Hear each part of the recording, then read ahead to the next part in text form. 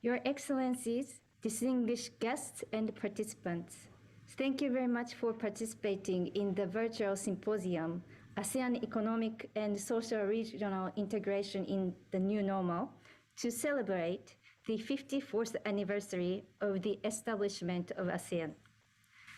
My name is Fujiko Mano, Assistant Director and Head of Research and Policy Analysis Cluster of ASEAN-Japan Center, AJC. This year, AJC celebrates the 40th anniversary as an international organization established by the treaty between the governments of ASEAN member states and Japan. Every year, AJC holds this ASEAN Anniversary Symposium. However, today's symposium is especially special because we are extremely privileged to host the most prestigious and honorable presence of His Excellency, Mr. Washio, State Minister of Foreign Affairs of Japan, His Excellency, Mr. Tan, Chair of ASEAN Committee in Tokyo, and Ambassador of the Republic of Singapore to Japan, His Excellency, Dato Lim Jok Hoi, Secretary General of ASEAN, Professor Maskin, Professor of Economics and Mathematics at Harvard University, and 2007 Nobel Laureate in Economics. His Excellency, Mr. Bin, Deputy Secretary General of Community and Corporate Affairs of ASEAN, Dr. Aldaba, Under Secretary, Department of Trade and Industry, the Republic of the Philippines, Professor Takamura of the University of Tokyo, and Professor Shimizu of Kyushu University. Additionally, I'd like to highlight that we have received the attendance from more than 800 registered participants, which recorded the highest registration number for AJC's ASEAN Anniversary Symposium. Before we start, there are two things. First, we'd like to apologize in advance in case of any technical failure, although we are avoiding any failures as much as possible. And now we'd like to take a screenshot of all speakers in one screen. So Your Excellencies and the professors, please turn on your video and look at your camera.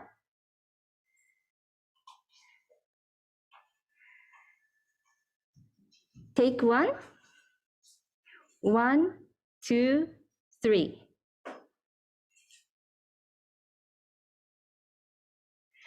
Take two. 1, 2, 3. Thank you very much for your cooperation. Now, please allow me to begin our first program.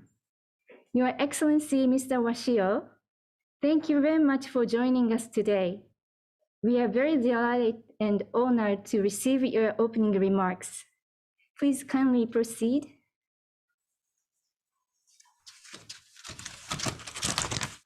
Lim Jok Hoi, Honorable Secretary General of ASEAN, ambassadors from the ASEAN Committee in Tokyo, Secretary General Mr. Fujita, distinguished guests, ladies and gentlemen. Good morning. It is a great honor to speak to you today as State Minister for Foreign Affairs of Japan. First of all, I'd like to express my heartfelt congratulations to the 54th anniversary of the founding of ASEAN. I'd like to express my gratitude to the ASEAN-Japan Center for all the hard work it has put into cultivating Japan-ASEAN relations over these years. My appreciation also goes to prominent guest speakers for attending this symposium. The theme of today's symposium is the ASEAN economic and social regional integration in the new normal. However, I'd like to stress that nobody should be satisfied with the current situation being normal. In Japan, we are currently under a state of emergency in several prefectures, including Tokyo. The spread of infections is distorting livelihoods across ASEAN member states, and we need to work together so that we can regain a society where we can live and work without constantly being reminded of the danger of COVID-19. In this regard, allow me to share Japan's cooperation on COVID-19 with you. Not to mention, access to vaccines should not be influenced by a country's situation or economic strengths. In this context, Japan has contributed to ensuring equitable access to safe, effective, and quality assured vaccines through its financial contributions to the COVAX facility. That amounts to $1 billion, as well as those sharing of COVID-19 vaccines. Japan has provided approximately 10 million doses of vaccines manufactured in Japan to ASEAN to date, and will positively consider continuing to do so. Japan is also supporting ASEAN's joint efforts in addressing COVID-19 through financially contributing to the COVID-19 ASEAN Response Fund. Moreover, Japan is working closely with ASEAN in establishing the ASEAN Center for Public Health Emergencies and Emerging Diseases, which is expected to become the regional hub for cooperation in addressing communicable diseases, including COVID-19. Japan has also provided assistance to ASEAN in the form of last 1 mile support aimed at providing a cold chain equipment needed to deliver vaccines all the way to vaccination sites, in addition to medical supplies and clinical cooperation that Japan has provided as measures against COVID-19. Ladies and gentlemen, ASEAN and Japan are indispensable heart-to-heart partners, as demonstrated by Prime Minister Suga's visit to Vietnam and Indonesia last year. As his first overseas destinations after taking office, Japan attaches great importance to ASEAN. Japan's history with ASEAN started from the very beginning when ASEAN was first established 54 years ago. Our history with ASEAN is one in which we work together to develop ASEAN and the region. Our future is one that shares fundamental principles as illustrated in our visions of the ASEAN outlook on the Indo-Pacific and the free and open Indo-Pacific. Principles such as transparency, openness, good governance, and the rule of law. In 2023, ASEAN and Japan will commemorate the 50th anniversary of friendship and cooperation. We'd like to further lengthen our relations toward the 50th anniversary. On behalf of the government of Japan, I look forward to working closely toward this historical year. Last but not least, I'd like to conclude my remarks by expressing my hope that a constructive discussion will be conducted by the prominent speakers today. Thank you very much. Thank you very much, Your Excellency, Mr. Washio, for your impressive remarks. Now we'd like to take another screenshot.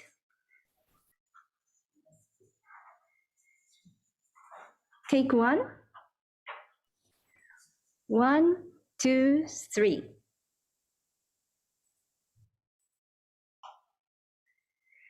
Take two. 1, 2, 3.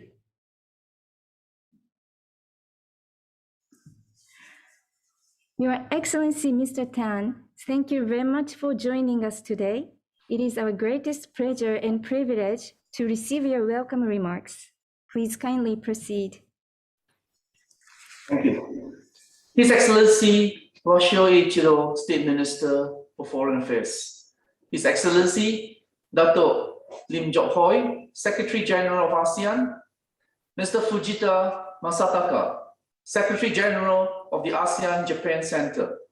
Excellencies, distinguished guests, ladies and gentlemen, a very good morning. On behalf of the ASEAN Committee in Tokyo, thank you for the invitation. I'd like to thank you for the invitation to the ASEAN-Japan Center's 54th ASEAN Anniversary Virtual Symposium.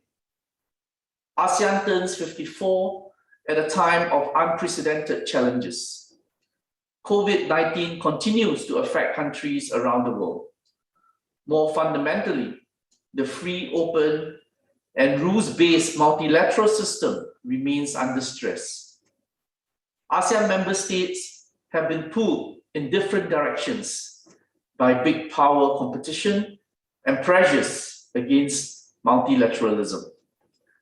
Nevertheless, ASEAN has played a central role in the region because we have continued to work together.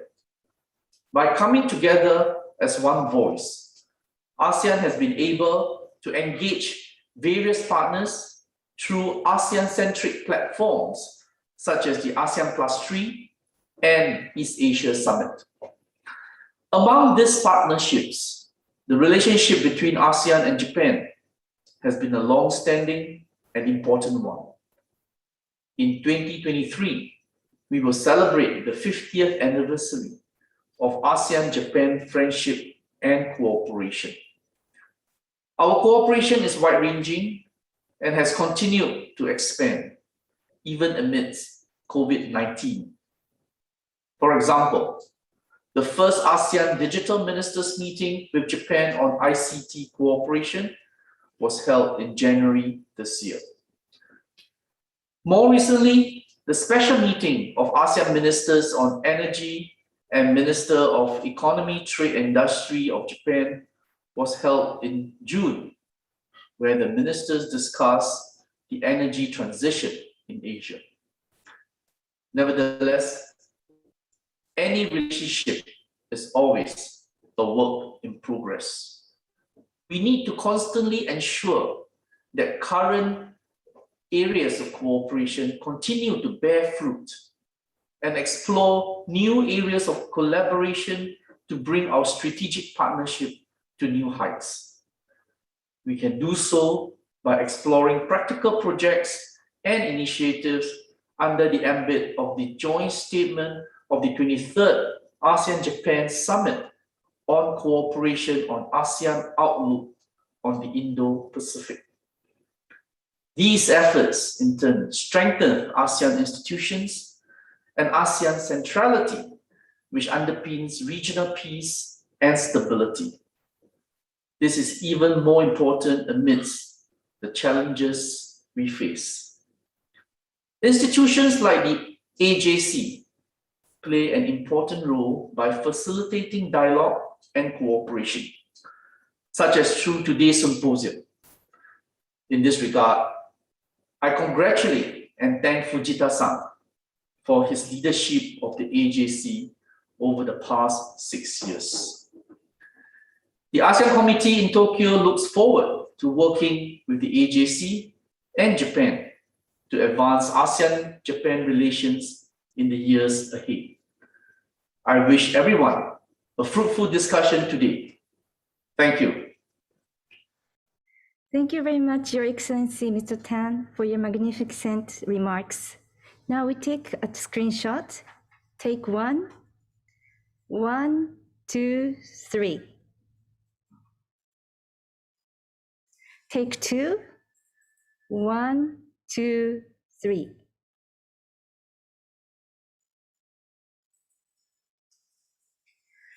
Your Excellency Dato' Lim Jok-hoi, thank you very much for your participation today, and we are honored and thrilled to receive your message for this ASEAN Symposium. Please kindly proceed.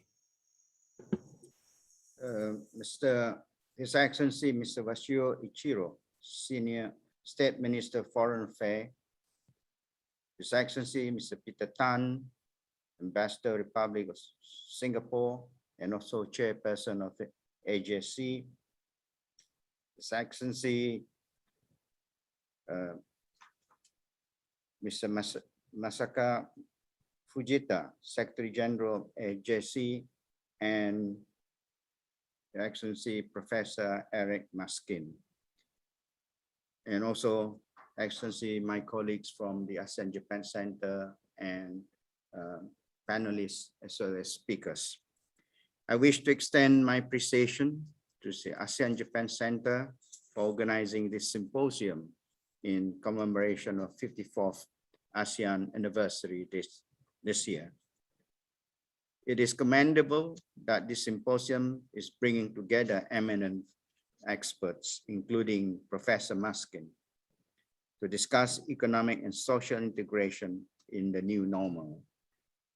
I hope the discussion would provide much needed policy reflection to realize a sustainable and inclusive post-pandemic recovery in the region.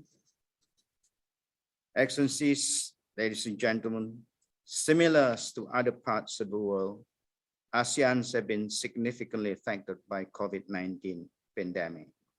The impact of the region's economy is massive, particularly on sectors that rely on physical interactions, such as hospitality, transportation, and tourism. The pandemic is also disproportionately affecting certain segments of the population, especially the poor, the minority, the unskilled, and the informal sectors. Nevertheless, despite the crisis, ASEAN remains a region with enormous economic potential, driven by its sustained economic growth prior to the COVID-19 outbreak. ASEAN is projected to be the fourth largest economy by 2030, positioning it as a competitive trade partner and attractive foreign direct investment destination. And Japan's continue to play a major role in the economic success of ASEAN. Indeed, despite uncertainty arising from the pandemic, ASEAN's member states and Japan continue to forge strong trade and investment relations.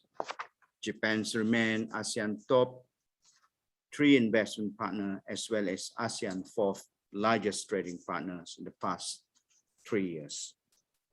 Excellencies, ladies and gentlemen, ASEAN is currently undergoing a recovery process. It's expected to grow around 4.1% this year and 5.3% next year, compared to 3.3% contraction 2020. However, the economic recovery is contingent on the ASEAN member states' collective efforts in containing the virus and ensuring fast and smooth vaccine rollout. In relation to this, establishment of ASEAN Coordinating Council Working Group on Public Health Emergency clearly indicates our recognition the importance in having a whole of ASEAN community approach in public health measures to guarantee a sustained impact. This has then led to the several concrete initiatives such as COVID-19 Response Fund, the Center for Public Health and Emergency and Emerging Diseases, in which Japan has been very instrumental. And in this, I would like to once again to express my gratitude to Japan for its contribution to the center as well as to the fund. In addition to this, we have also finalized the ASEAN Strategic Framework of Public Health Emergency and Regional Strategic Action Plan on ASEAN Vaccine Security and Self-Reliance by 2021 and 2025. This initiative will facilitate vaccine-related collaboration and support public health policy in the region. We are also establishing the ASEAN Center for Public Health Emergency and Emerging Disease to ensure a swift and appropriate response towards a health crisis in the region. Excellencies, allow me to highlight that ASEAN's pandemic recoveries efforts are not limited short-term economic and public health emergency measures. The adoption of the ASEAN Comprehensive Recovery Framework at the 37th ASEAN Summit in November 2020 was a testament to our regional efforts in providing an exit strategy from the crisis, underpinning 5 broad strategies around health, human security, economic integration, and digital transformation, and sustainability and resilience. At the core of this framework is the people of ASEAN, especially the vulnerable groups employed in the sector that have been hit hard. Let me share with you some of the notable initiatives of the ASEAN Comprehensive Recovery Framework across the 5 broad strategies. First, benefiting with today's symposium theme, ASEAN has kept its market commitment intact, making sure our supply chains are connected, especially with dialogue partners like Japan for essential goods and services. ASEAN also remains committed to work with our FTA partners, including Japan, and seeks an early entry into force the regional comprehensive economic partnership to help boost much needed market confidence and support the region's recovery. Second, paving the way for economic integration in this area will require accelerating an inclusive digital transformation. I'm delighted to announce that the ASEAN Access has been launched, assisting international oriented SME to take a greater part in the regional value chain. ASEAN is also finalizing the Bandar Seri Begawan Roadmap, a transformation agenda to accelerate the region economic recovery and digital economy transformation. Training and capacity building exercise on digital skill has continued, while we are also on course to develop a consolidated strategy of the 4th Industrial Revolution for ASEAN. Third, SCRF put forward inclusive agenda to safeguard affected community by strengthening human security in the region. Education, as well as reskilling and upskilling of employment will be promoted. Given the huge impact on the pandemic to our human capitals, a number of multi-stakeholder regional dialogues have also been convened, covering various issues such as labor, gender equality, human rights, and the protection of our migrant workers. Last but not least, a long-lasting impact on the environmentally sustained is at the forefront of the ASEAN Pandemic Recovery Mission. Effort in advancing the sustainability agenda would contribute toward a more sustainable, inclusive, and resilient future. Business as usual is no longer an option, and ASEAN needs to work collectively and collaborate to achieve sustainability in all dimensions for its economic cooperation agenda, particularly investment, energy, agriculture, infrastructure, disasters management, and finance. This has been highlighted by Peter Tan on a very important issue related to energy, where ASEAN economic ministers and Energy Minister of Japan has recently discussed this issue of transition, how best we can work together in order to address the issue of climate change. Excellencies, ladies and gentlemen, the fast evolving nature of the pandemic has brought profound challenges which demand exceptional solutions. Partnering with multiple stakeholders across sector may provide a much needed solution to realize a resilient ASEAN post-pandemic recovery.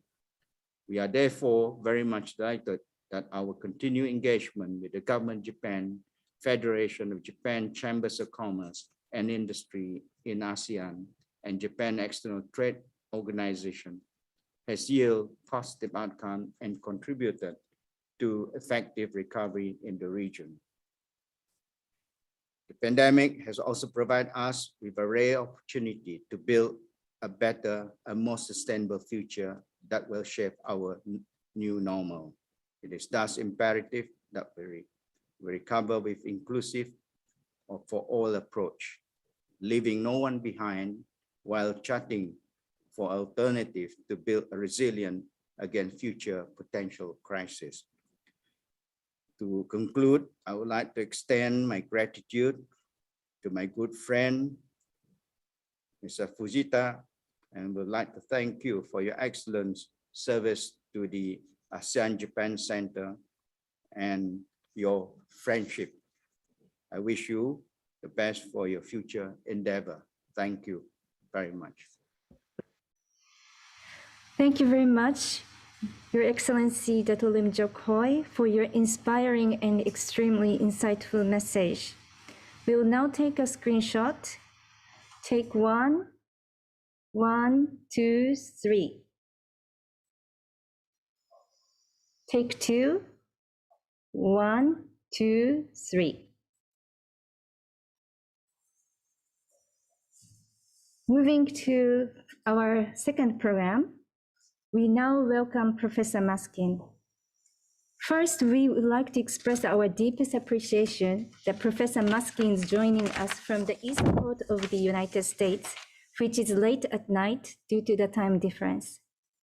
We are very excited that your keynote speech today will cover the topic of globalization and inequality, which is one of the highlighted worldwide concerns emerging from the COVID-19 situation.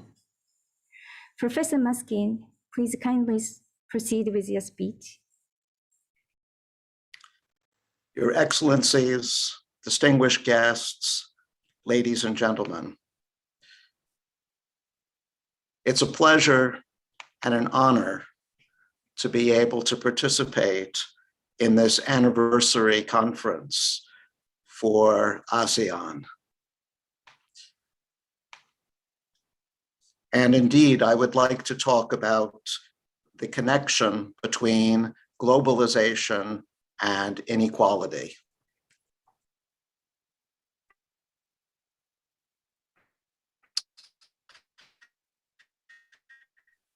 We would all agree, for years there has been an enormous increase in globalization, which means that there has more trade of goods and services between countries, but actually, more importantly, from my point of view, more production is itself international. And this is a point that I will be stressing in a little while. The production process itself has been internationalized thanks to globalization. Now, globalization has brought with it many promises. One promise is that it will bring prosperity to emerging economies. And that's a promise which has been kept, and kept quite dramatically. We have only to look at China and India and how far they have progressed to see the power of globalization. Indeed, there have been significant increases in GDP in the United States and Europe, thanks to globalization as well. But another promise that globalization has made is that it will reduce the gap between the haves and the have-nots in emerging economies. In other words, the promise was that globalization would reduce inequality. And I'm afraid that that is a promise which has not always been kept.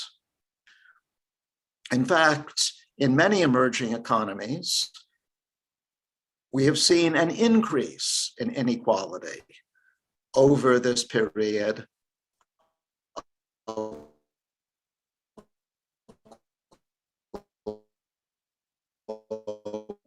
globalization.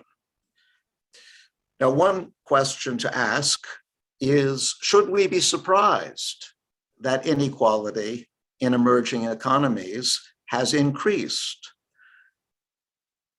And actually, it is a surprise because it contradicts a very well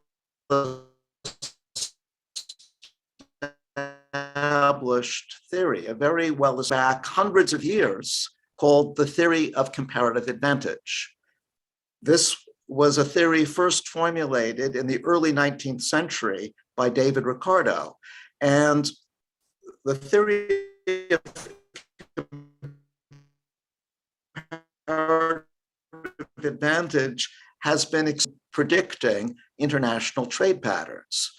But one prediction that we have not seen at least in this current globalization, is that free trade, globalization, should reduce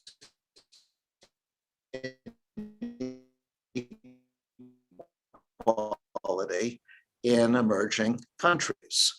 And the question is, why does it make that been wrong in the current globalization? Well, the theory of comparative advantage says that the reason why countries trade with one another, the reason why international trade is so valuable is that different countries have different and are the inputs to buy matters, and suppose that all inputs are labor. And let's suppose that there are two kinds of labor. There's high skill labor and there's low skill labor. And let's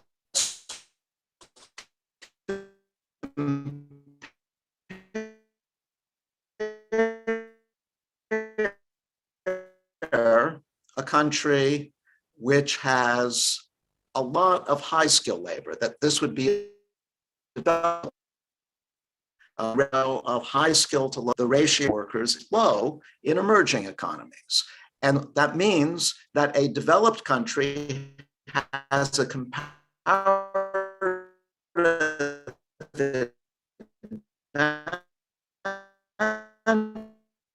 advantage in producing goods where a lot of high skill labor is required. Goods, computer software. Computer software will require a lot of high skill labor, not very much low skill labor. An emerging economy has a comparison much. An example here might be rice or some other agricultural good. Now, to understand how globalization affects production, let's do a thought experiment. Let's look at production patterns before globalization occurs, that is, before there's trade across countries.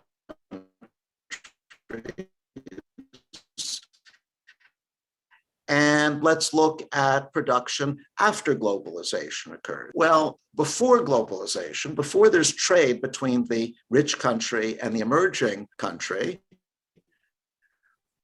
we would expect that both countries will produce both software and rice, because citizens in both countries want both software and rice.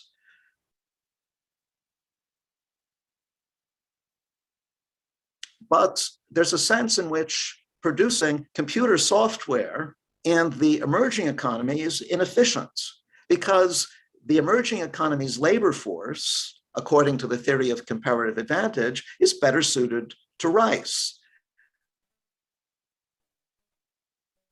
Low-skilled workers in the emerging economy are actually hurt by the fact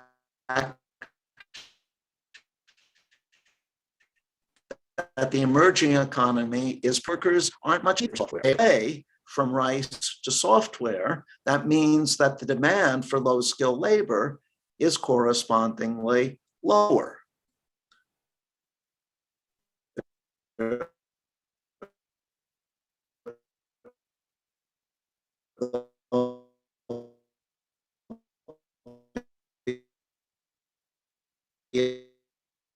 A downward pressure on and so their wages will be high.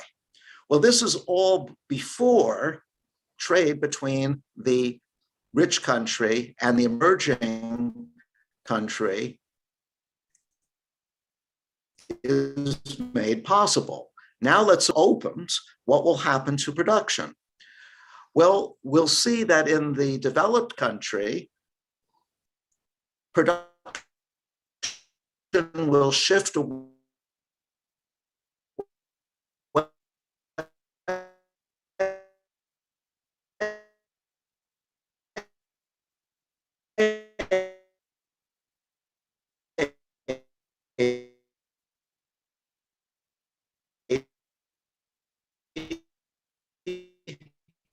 from rice to software, and that country will import software from the developed country. So now the emerging economy is producing more rice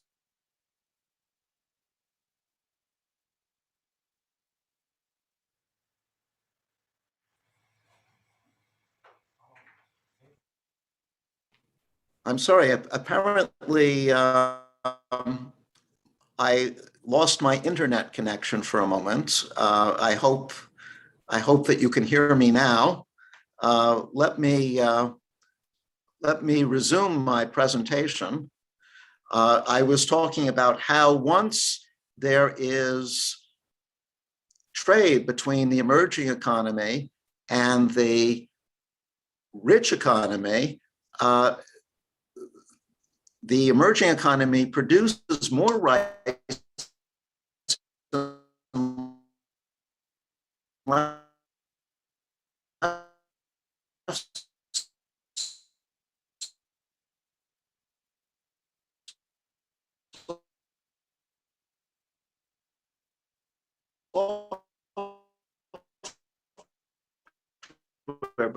than before. It can import the software from the other country and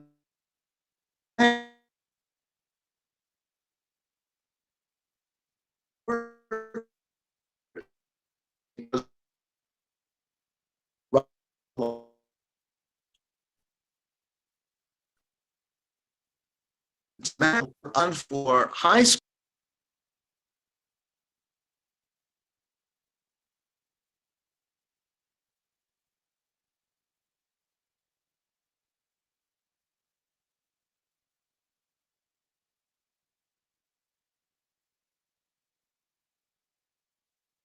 Once again, I lost the internet connection.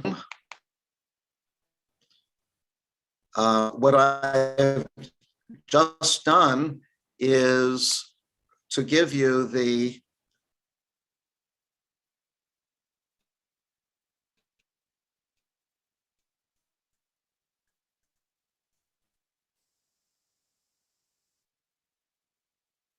standard story, the comparative advantage story for why we might do we've seen inequality in the Professor Maskin, may we interrupt? We will be sharing the presentation. is why. So, yes, would you speak and please let us know which slides and that is the motivation for an alternative theory. I have slideをシェアしてください. Yes. Yes, we'll share your slide from us. No, I'm sorry. I should control the presentation myself. Okay. Okay. Okay, that's the case. Yes. Yeah.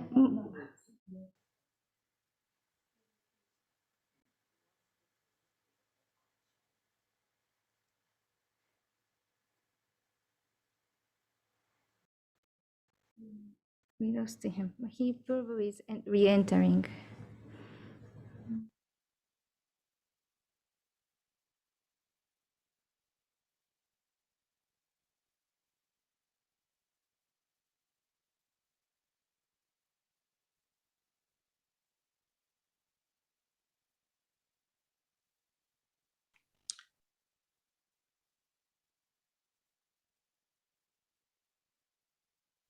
Internet connection is not very good. I apologize once again. Okay, so it's being suggested that I not share the slides. Let me not show you the slides. I don't think I need them anyway. I'll just talk about them. So let's imagine this alternative theory that I have developed with Michael Kramer. In this alternative theory, globalization means that production itself is internationalized. And a good example here is computers. Computers might be designed in one country, say the United States, programmed in another part of the world, say in Europe, and assembled. So the production process itself is international. And that, I think, is the hallmark of the current globalization, the fact that the production process itself is international. Now let's imagine that production requires different tasks. Some tasks, say managerial tasks, are very sensitive to skill. Other tasks are less sensitive to skill. And let me do the same kind of thought experiment that I did when I was talking about the theory of comparative advantage.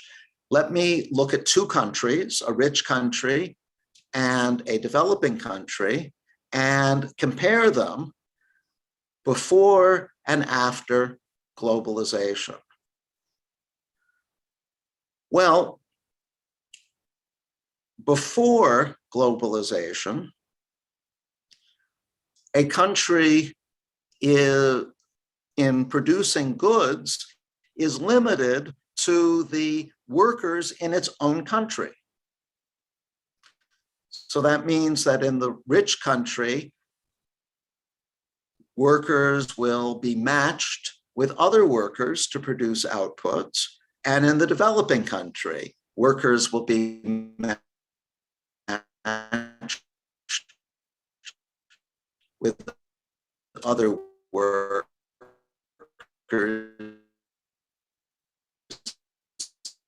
in that country to produce outputs.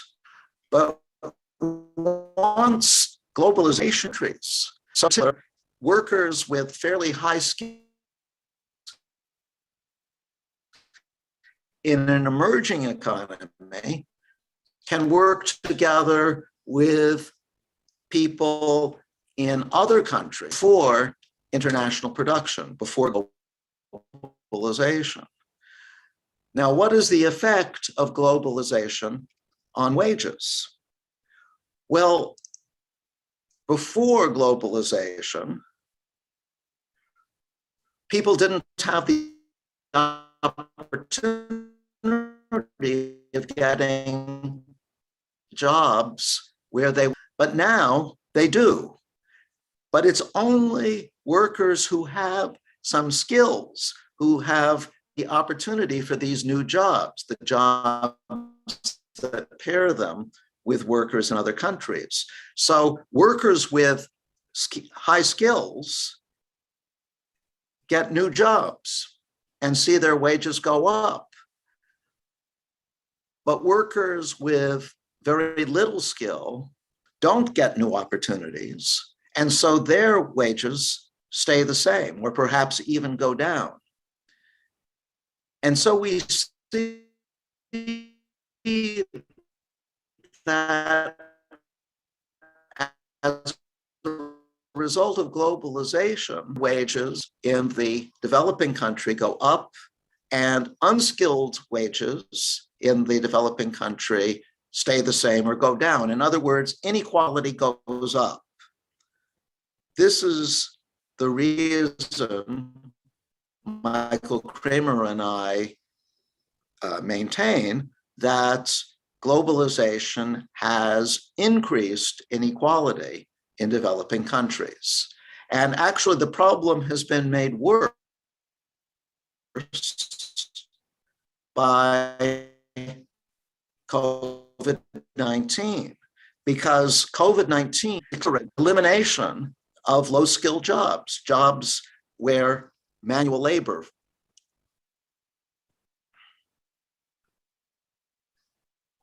jobs where manual labor makes the biggest contribution. COVID has reduced opportunities for low-skill workers, but probably increased even more the opportunities for high-skill workers. So COVID-19 has increased inequality. This has a strong policy implication, which is not to try to eliminate globalization, but rather to improve the skill level of unskilled workers so that they have job opportunities internationally too, so that they have the opportunity of being matched. They can also be increased through job training. But of course, job training and education are expensive. Who is going to pay for it? Well, the workers themselves can't afford to pay for this education or training. So because they're too poor, so that they're not going to be able to do it. We can't expect employers, the people who hire workers,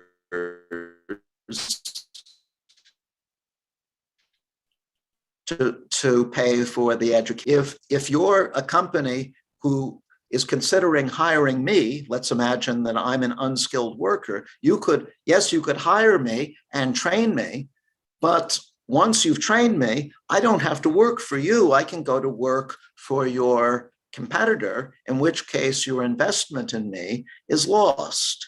So that suggests that employers do not have sufficient incentive to invest in unskilled workers. And that means that the investment has to come from someone else. It has to come from government, or it has to come from international organizations like ASEAN. Now, government and ASEAN don't need to train workers themselves. As an alternative, they can subsidize employers that are willing to hire unskilled workers.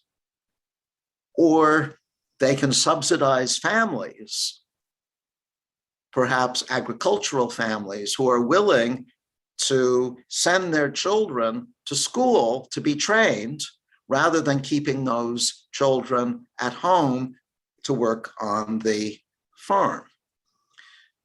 So, in conclusion, the right course of action is not to try to stop globalization, even though, as we all know,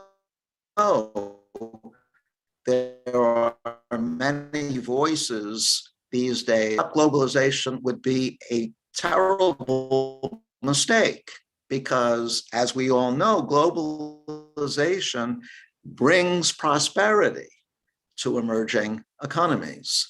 And ASEAN is correct to try to encourage this globalization. However, globalization, as we've seen, not seen people who benefit more from. So the answer to the globalization and inequality problem is to try to allow these lower skilled people to share in the benefits of globalization also by giving them the skills and the training and the education they need so they prosper as well. And with that remark, let me stop and thank you for your attention. Thank you very much, Professor Maskin, for completing your keynote speech despite the technological problem. We will upload your presentation on our website after the symposium for our better understanding. Thank you very much. Now we move to part 3 of our program. I'd like to pass the floor to our Secretary General Fujita. Secretary General Fujita, please. Thank you very much.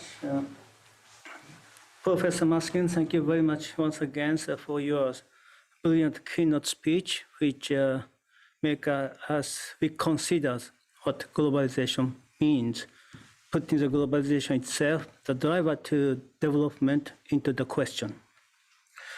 If you look back the histories of globalization, there has been a wave of criticisms over the past 2 decades, coming from not only from the civil societies, as exemplified by the Seattle protest against the WTO ministry gathering in 1999 and its series of unrest, but also from a number of scholars, including Joseph Stiglitz, another Nobel Laureate in economics, in his publications on globalization and its discontents. Today, we heard what Professor Maskin is thinking about the cost of globalization. Professor Maskin associated inequality with the downside of globalization. The number of the poor people has certainly declined until the outbreak of the pandemic, but inequality has been seriously worsened. There are many different types of inequality. Inequality in income, inequality in social inclusion, inequalities in political participation, for example. No matter which ones you refer to, inequality is a result of unfair distribution of wealth, opportunities, and power. However, as these roots in the behavior of human beings, it can be fixed. Professor Maskin said, it is education that's the key to solving the inequality. Target globalizations as a source of inequality is already happening, as Professor Maskin noted. And also most people noted. This may worsen the inequality during and after the current pandemic. This is our concern. Globalization is supposed to narrow down the income gap and give opportunity to all for development. In reality, while the number of people, poor people, declined with the globalizations of economy, it is also true that the gap between the rich and the poor, between haves and have-not, is widening. Then the question to us is, if globalization does not work as it's supposed to be, how we can make it work for reducing the inequality? ASEAN is a region that benefits most from globalizations. Precisely because of this, ASEAN is also the region that may incur the cost because of globalization. At this panel, we have invited 5 distinguished experts from various fields to discuss wider issues, particularly discuss a viable solution on how we overcome inequality within ASEAN countries and in the global market for sustainable development. In the ASEAN community's terminology, for a people-oriented and a people-centered community. This is one of the significant characteristics that supports the ASEAN Community Vision 2025. First of all, I'd invite all panelists to respond to what Professor Maskin mentioned. Each panelist has maximum 5 minutes to provide a comment as perhaps different views or ideas on the overall title of today's topic, which is on economic and social integrations of ASEAN. After we hear comments and ideas, I'd like to ask Professor Maskin to respond. This is the first round of discussion. Then we move on to more general and free discussions on cost of globalization, particularly in the context of pandemic in ASEAN. This will be the second round of discussion, and we can pick up a wide range of issues from the first round of the discussion. Finally, we have sessions on question and answers. Now let's start. Professor Maskin, in his keynote speech, highlighted his theory that globalization is increasing inequality. First, we invite Professor Shimizu, who is an economic professor at the Kyushu University, a distinguished expert on ASEAN. Professor Shimizu, please.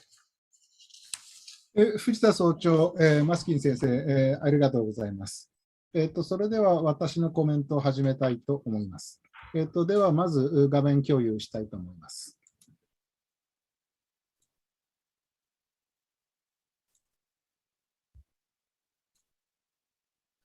見えますでしょうか。それではコメント始めます。ASEAN におけるグローバリゼーションと不平等についてのコメントです。まず最初に世界全体のグローバリゼーションと不平等について。グローバリゼーションは世界全体の発展を促進してきました。そして ASEAN、日本、そして東アジアはこのグローバリゼーションの中で貿易と投資の拡大の中で急速に発展してきました。その際に国際分業とそれから国際的な生産ネットワークの形成、それがとても重要なことでした。しかしながら、この貿易の拡大というものは、不平等の拡大を起こすという可能性があります。つまり、各国内での不平等、そして各国間での不平等を起こす可能性があります。各国内の不平等を是正するためには、各国の政策が必要です。そして、各国間の不平等を是正するためには、各国間の国際的な政策が必要になります。それでは次に ASEAN のケース、ASEAN 経済統合の場合を見ていくことにします。ASEAN は経済統合をずっと推進してきました。そして2015年には ASEAN 経済共同体 AEC を設立しています。そうですね。そして、現代では関税をほぼ撤廃し、さらに統合に向かっています。ASEAN は現代の世界経済の中で最も重要な経済統合の一つというふうに考えられます。で、さらに現在、2025年に向けて AEC2025 という目標を持って、AEC をさらに進化させているところです。で、これまでの ASEAN の経済統合、AEC は多くの成果を、得てきました。第一に、この関税の撤廃。そして、さらには、財の、物品の自由移動やサービスの自由移動、投資や資本の自由移動、そして熟練労働力の自由移動というものを現在目指しています。そして第二に ASEAN の経済統合の政策というものが、企業の活動、企業の国際的な生産ネットワークの形成を支援してきています。例えば典型的にはトヨタの例です。これですね。トヨタの ASEAN の中での自動車と自動車部品の保管というものを ASEAN の政策が支援してきました。BBC、AFTA、そして AEC が支援してきました。そして第3に ASEAN は東アジアの地域協力、全体の地域協力の中でも中心となり、重要なキープレイヤーとなってきました。RCEP は ASEAN が提案したものです。そして、昨年2020年11月に RCEP はついに署名されています。RCEP ですね。しかしながら ASEAN は、各国間での、経済格差が非常に大きい。で、それを、その経済格差を縮小しなければいけません。是正しなければいけません。例えばですね、シンガポールの1人当たり GDP は、カンボジアの1人当たり GDP の約40倍となっています。非常に大きな格差がある。で、このような格差を縮小、是正しなければならない。これは大きな ASEAN の目標です。それでは、その格差を是正するためにはどうすればいいか。第一には、ASEAN がさらに政策、経済統合の政策を進めることだと思います。これまでもこの IAI という政策等々いろいろ進めてきていますが、さらに進めるべきであると考えています。そしてその際にはインクルージョン、つまり包摂が重要です。中小企業を包摂すること、含むこと、あるいは女性を包摂すること、それがとても重要なポイントです。そして第2には、特にCLM 諸国、カンボジアやラオスやミャンマーという諸国を国際分業と、国際的な生産のネットワークの中に含んでいくこと、それがとても重要なことであると考えています。そのためには ASEAN は AEC をさらに進化させること、そしてその中での重要な目標のコネクティビティ、連結性を強化すること、それがとても重要です。で、日本も、コネクティビティの強化には多くの協力をしています。例えばカンボジアに作られた翼橋、非常に象徴的です。そして最後に、ASEAN において、重要なのは、この格差を是正するために重要なのは、労働者の技術を向上させること、そして教育の質を向上させること、これがとても重要です。特に CLM 諸国で重要です。で、この労働者の技術、労働者の、技術を向上させるということは、その国が、例えば CLM 諸国が国際分業と国際生産ネットワークに参加するということに非常に大きく貢献します。そしてさらに、それらの労働者の方の賃金が上がること、それにも貢献します。これはとても重要なことです。で、このようなことに対して日本は、これまでも多くのサポート、支援をしてきましたが、さらに支援するべきだと考えています。そしてまた、日本の企業も多くの支援をサポートをすることができます。例えば、技術トレーニング、技術訓練ですね、等々多くのこの支援をすることができるというふうに考えています。ぜひ、このような形で、ASEAN がASEAN の中のこの経済格差を是正していくこと、そして日本が貢献することを願いたいと思います。以上です。ありがとうございます。Thank you very much, Professor Shimizu. According to the professors, ASEAN's integration is manifested by AEC, or ASEAN Economic Community. Further integrations provides opportunity to reduce the income gap between the member states, which he said is 40 times apart, particularly through division of labors and international production networks. He also agrees that education is a key to the future's long-term growth. Thank you very much. Now, of course, cost of globalization entails more than inequality. Now I invite Professor Takamura, who is not only a law and environment professor, but also is a vice president of the Science Council of Japan. By the way, this meeting is supported by the Science Council of Japan. Because of her expertise, we may hear globalizations and regionalization from different point of view. Professor Takamura, you have the floor. Thank you very much, Fujita Sensei, for your kind introduction. 日本 ASEAN センターの皆様、そしてご参加の皆様、どうもありがとうございます。本日は日本学術会議を代表して、私、高村がお話をさせていただきます。これが日本 ASEAN センターと学術会議の今後の連携強化の一歩となることもまた期待をしております。私の方で画面共有を今させていただきます。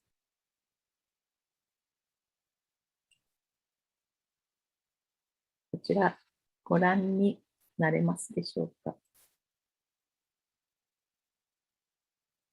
よろしいでしょうか。私、申し上げたいというふうに思っております。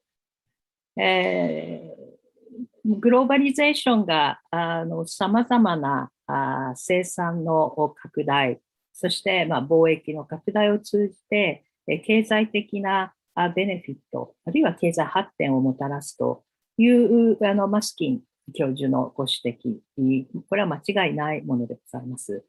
しかし、同時にグローバリゼーションが持っているさまざまな影響ということも同時に考えていくことが必要になるかと思います。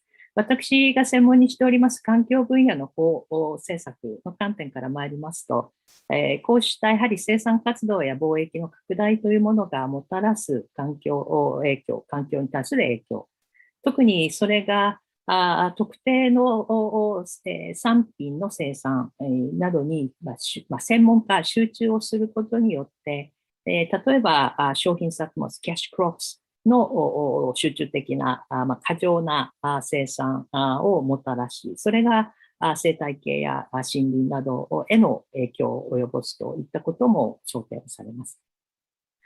実際、こちらをご覧いただきますと、エネルギー資源の二酸化炭素でございますけれども、ASEAN 諸国からの排出量というのは、ここ20年を見ても増えておりますし、今後も増えていく見通しであります。もちろんグローバリゼーションがその全ての要因ではございません。こちらの2019年の論文に基づきますと、人口の増加、それから所得水準の向上、エネルギーが化石燃料に依存をしている、そうしたエネルギー構造、こうしたものがキードライバーとして指摘をされますけれども、それと連関をした、あるいは背景を作っているグローバル化した経済の中での ASEAN 諸国という要因と、間接的な要因というものとしてグローバリゼーションを見る必要があるかと思います。先ほど申し上げましたグローバリゼーションの一つのサイドエフェクトとして環境についてお話をいたしましたが、やはり環境への影響がもたらす、とりわけ脆弱な、あるいは貧しい住民、人々への影響というのが、グローバリゼーションと関連して、さらにその不平等を拡大をする可能性ということもございます。先ほどこちらで少し古い WHO 世界保健機関の資料でございますけれども、やはり大気汚染、とりわけ化石燃料に依存をした排出に伴って温室効果ガスのみならず大気汚染物質の排出がその住民の健康に影響を与えるというものであります。こちら見ていただくと丸で囲ってあるところございますけれども、ここは下に書かれてますように、低所得、あるいは中所得国と、その隣にありますハイインカム、高所得国との間で、その健康影響に大きな差が出てきているということを示すものでもございます。2つ目の点というのが、これはリム・ジョクホイ事務局長もご指摘のなった現在進行中の世界の大きなトランスフォーメーションであります。とりわけビジネスにおいて、非常にダイナミックで急激な変化がグリーンエコノミー、グリーン経済、とりわけ2050年のネットゼロ、排出ゼロに向けた動きとして生じています。日本を一つ例にとりましても、2050年ネットゼロを目指す会社、企業、上場企業というのが多数を占め、さらにはその関心は自社の排出のみならず、サプライチェーン、バリューチェーン全体からの排出量、いわゆるスコープ3の排出量をいかに削減をしていくかというところに関心が集まっています。その結果、これらの企業は、そのサプライヤー、自社のサプライヤーに対して排出を減らすことを要請する、あるいは奨励をするということが見られます。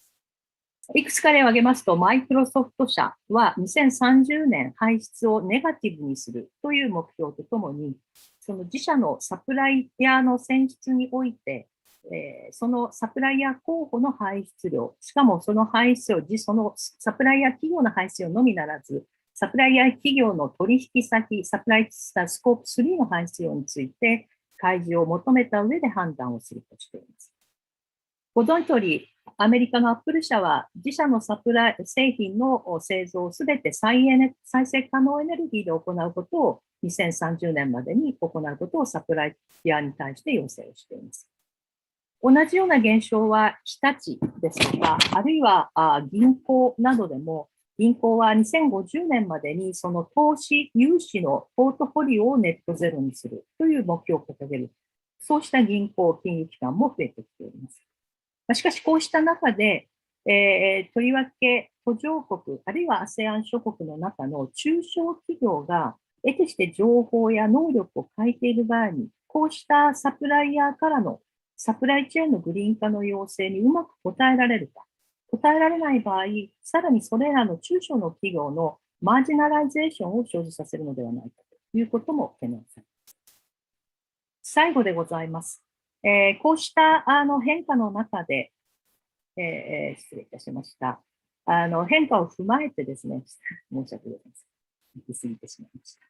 こうした変化の中で、大きなですね、非常に重要な3点目というのは、適切な政策が策定をされ、実施されるということかと思います。それは住民の健康やウェルビーイングを増進するというだけでなく、こうした企業、マージナライゼーションに直面しうる企業を支援をするということかと思います。その中で各国の政策もさることながら、2007年からすでに ASEAN は ASEAN-Charter で環境の問題、社会問題を前面に置いて取り組みを進めていらっしゃいますけれども、こうした新しいニューノーマル、トランスフォーメーション、大きなトランスフォーメーションの中で、その役割は一層大きなものになっているというふうに思います。以上でございます。Thank you very much. Professor Takamura's alluded globalization to the intensification of gas emissions, as shown by one of her slides on the future growth rate of CO2 emissions in ASEAN, which is apparently higher than the world average. The world and the major companies are reacting to reduce the gas emission, as she mentioned.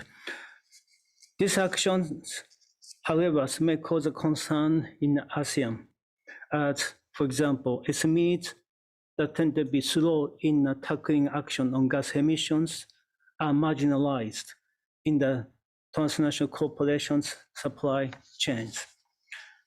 Therefore, public policies has become essential. Now, we have heard comments from the two professors. Professor Maskin, if you want to come in now, please do so. Thank you. Thank you. I would like to thank Professor Shimizu and Professor Takamura for their comments.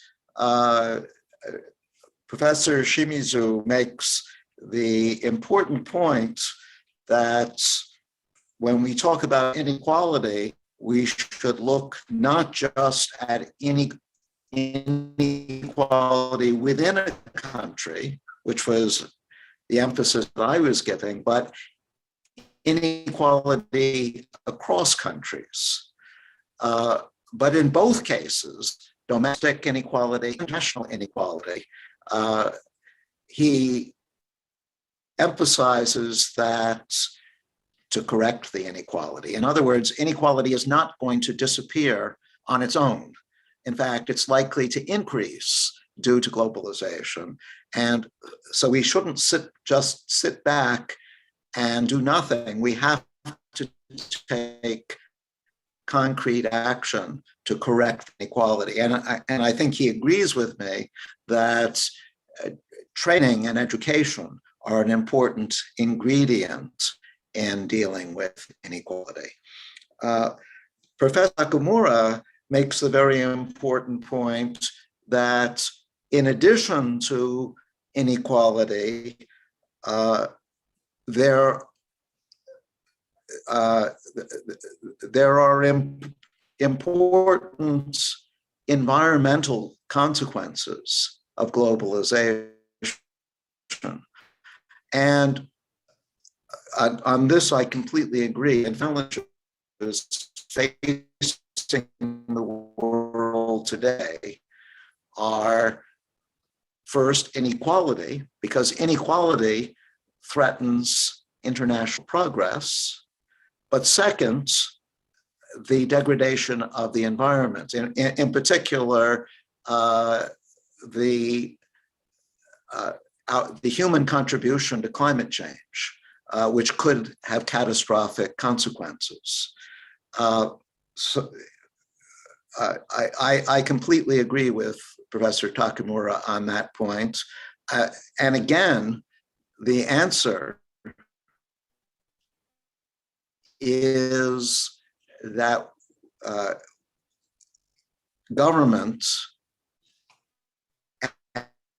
and associations of governments, such as ASEAN, have to be solving these problems. It's sometimes been argued particularly by conservative economists, that all social and economic problems will be solved by markets.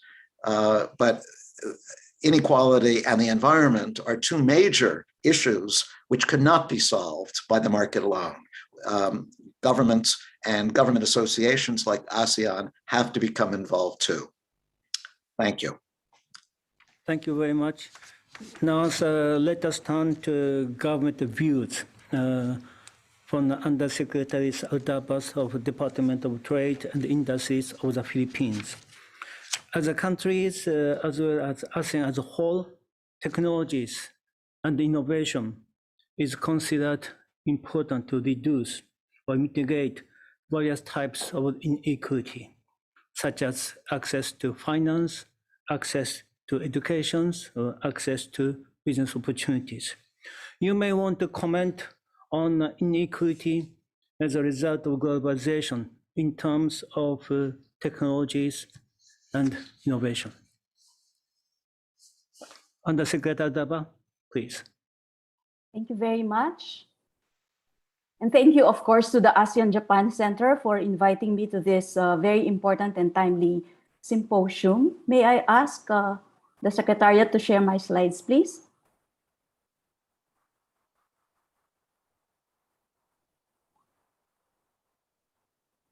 Well, thank you, Professor Maskin, for the very insightful presentation. Despite the poor internet, I think you were able to articulate very important points on globalization and inequality, to which I fully agree, and which I would like to elaborate from a developing country perspective, and would also like to present some policy suggestions in order to manage technology and inequality, as well as the importance of innovation. Next slide, please. Okay, thank you. Well, I'd like to start by looking at the trade and employment literature, which shows that the increase in wage inequality and skill premium has been driven by the increased demand for skilled workers due to, number one, increase in returns to occupations associated with a higher educational level. Also, due to the shift of skill-intensive intermediate goods production from developed to developing countries, resulting from the increase in trade in intermediate goods and global production sharing or outsourcing.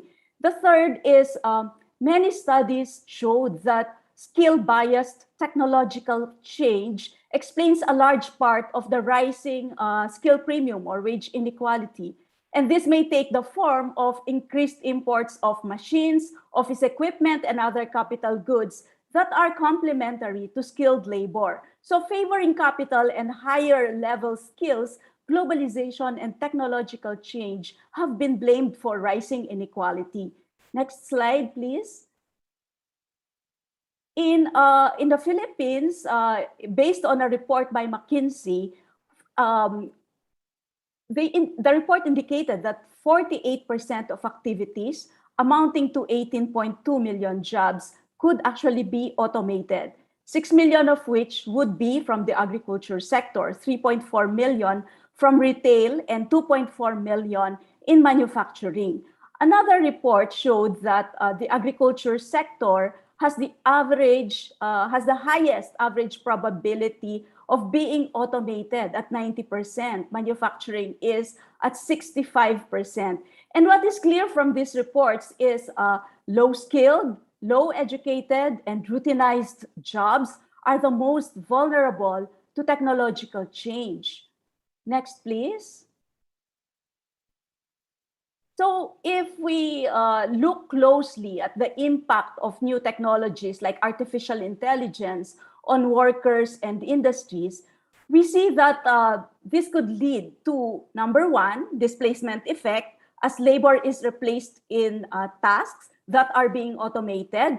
But at the same time, number two, there is a productivity effect as automation reduces costs of production and technology increases the productivity of machines in tasks that are being automated.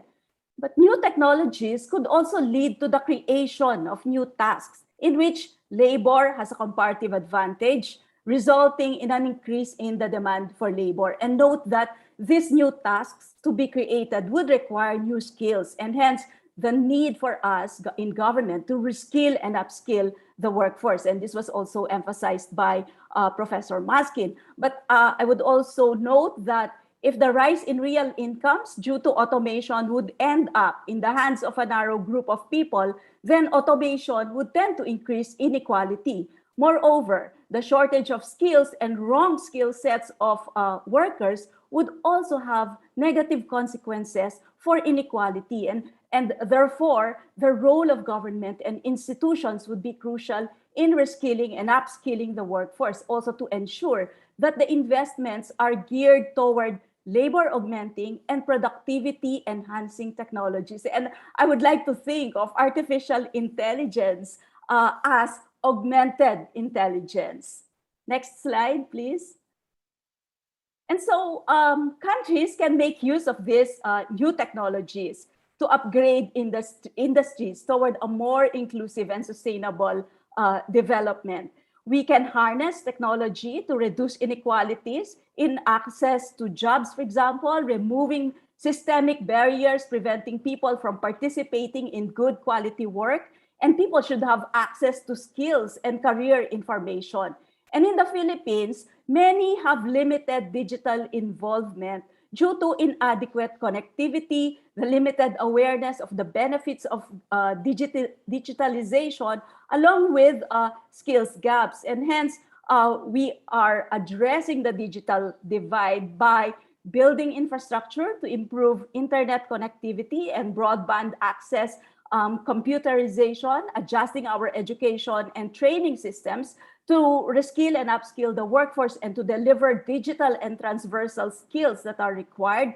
And well, just to conclude, we really need concerted effort at both the national and regional and international levels to put people at the center of the fourth industrial revolution transformation plans and ensure that the shift towards Industry 4.0 will not leave any person behind and does not worsen the digital divide. Thank you very much. Thank you very much. In one of the Undersecretary Aldaba's slides, I noted that education is the least automated.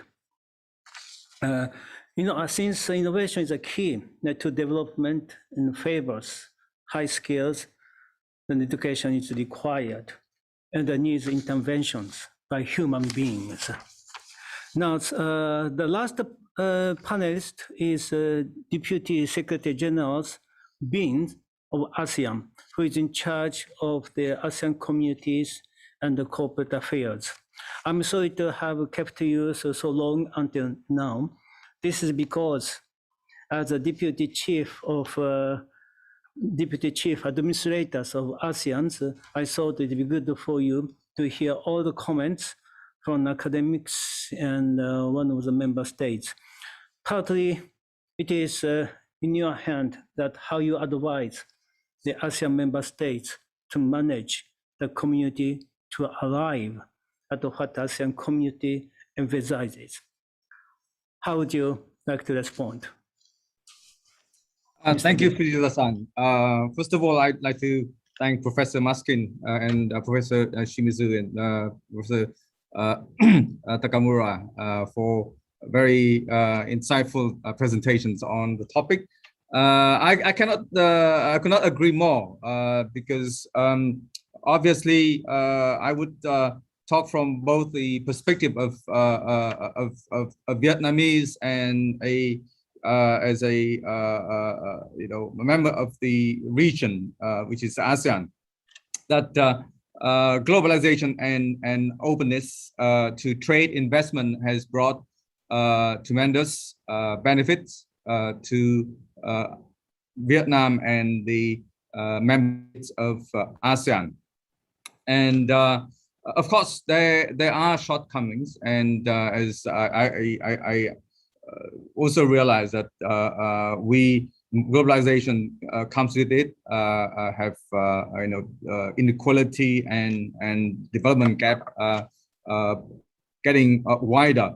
Nevertheless, I would have to say, we have to strengthen one point that over the years with globalization, ASEAN member states have been able to reap the benefits, and through the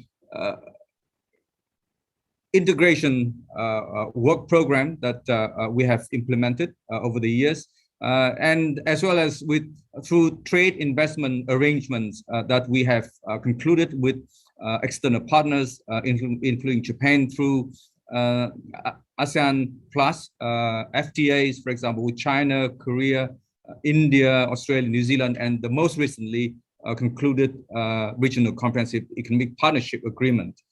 And it's just want to underline the point that in real term, with the further integration and economic integration, we have seen the millions of people lifted out of poverty, and the real GDP per capita income in ASEAN has increased tremendously. According to one of our studies, that over the past 30 years, the GDP per capita growth at an annual rate of between 2.4 and 7.6% in ASEAN member states. Of course, we understand that comes with it. We do see some gaps, development gaps between ASEAN member states in the areas, for example, health, nutrition, education opportunities. Hence, we have since 2002 implemented as Professor Shimizu pointed out earlier, that we've been implementing the initiative for ASEAN integration since 2004. And now, since 2021, at the beginning of this year, we started the implementation of the Work Plan 4, which is the fourth version of the initiative for ASEAN integration. Now, why we have been able to do that? Because we realize that ASEAN is built upon three community pillars: political security, economic community, social control community. And the IAI, narrowing development gap, could serve as the brings and add value to the work that is being done in the three community pillars. And from, as I said, the latest version of the ASEAN integration initiative, IAI Work Plan 4, has in it 5 strategic areas, namely food and agriculture, trade facilitation, micro and small and medium enterprises, education, health, and well-being. So as you can see that, we do bring in the aspects that, you have all pointed out, from education to training to access to health services, as well as the need to give attention to MSMEs for their development. So it's not at the regional level and at the lower level for the 4 member states, which are Vietnam, Laos, Cambodia, Laos, Myanmar, and Vietnam, which is called CLMV.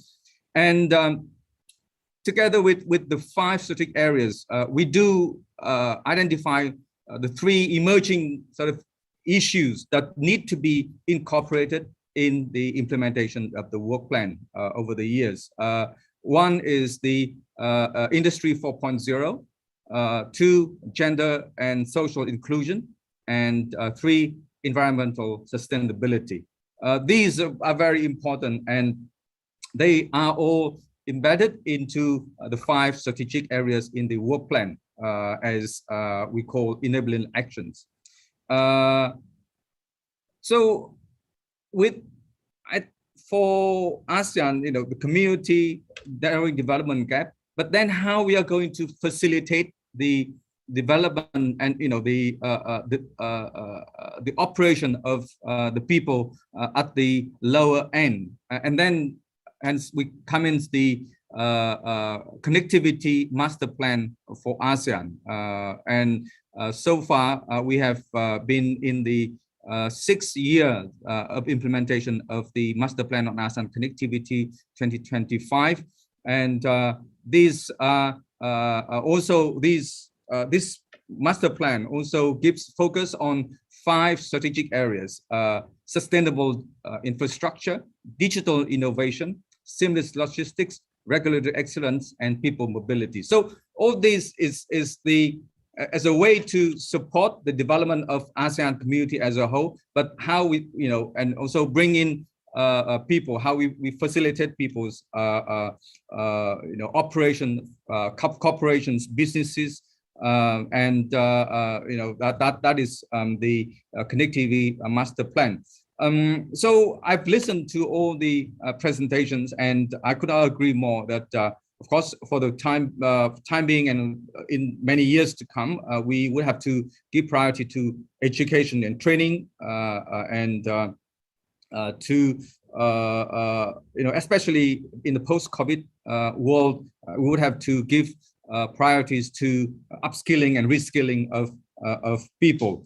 And one important area that I think we might need to add to what ASEAN should do in the post-COVID world, is infrastructure. So what I realized earlier that we help people to develop, we reskill people, we train people, we educate people, and give people more opportunities. But then it's the infrastructure that would facilitate and enable people to be able to, the businesses can get to the customers, and then and vice versa. So it's the one aspect that I would like to add.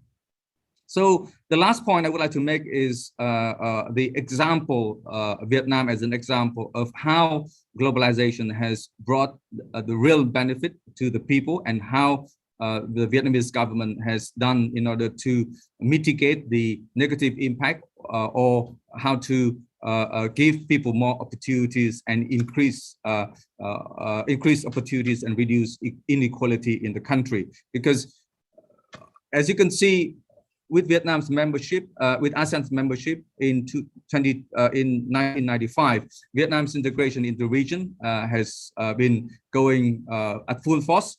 At the same time, we have been partners and engaged in various multilateral trading arrangements, and we have opened our economies to trade and investments from other countries. So that has brought a lot of benefits to the countries, the prosperity, economic growth, living standard rise, and also it gives opportunity for people to train and for better jobs.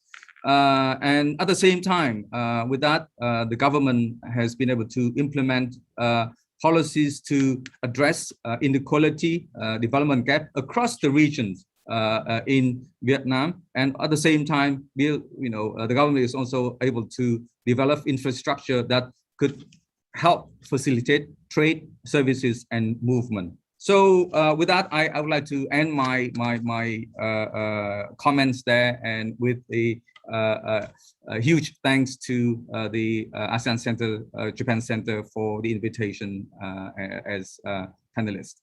Thank you, Fujita-san. Thank you very much, Ambassador Beans.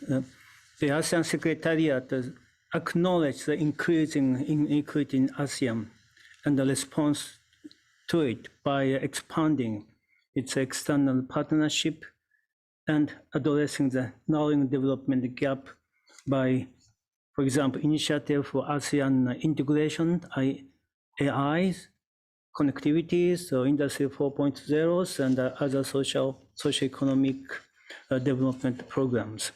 Now, we have heard comments from the representatives of ASEAN and one of its member states. Professor Maskin, any reply to their comment? Yes, very briefly. I'd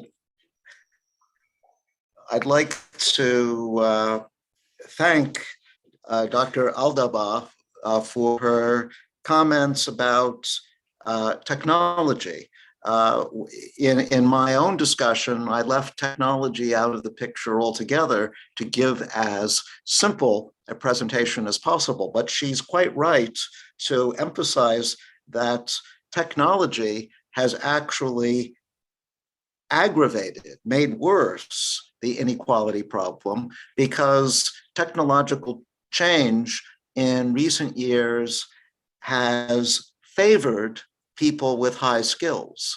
And so that has made the gap between rich and poor even bigger, and has made the importance for corrective action by government and for organizations like ASEAN even stronger.